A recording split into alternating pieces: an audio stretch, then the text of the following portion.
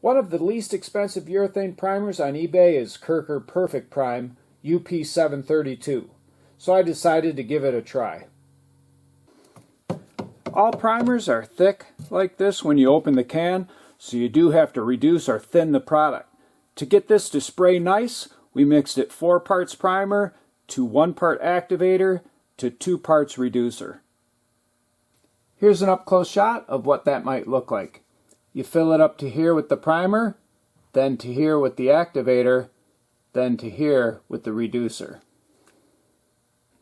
After spraying 2 coats with a 1.8 millimeter tip, this is what we have. It sprays like any other urethane primer I've used, dries fast, and sands exactly the same as any other primer or any other urethane primer that I've used. According to the instructions, you can spray this over epoxy primer as well as properly prepared factory paint, body filler, fiberglass, and bare metal. With the high cost of materials, I thought I'd do a quick review of this Kirker urethane primer so you'd have the confidence to try it out.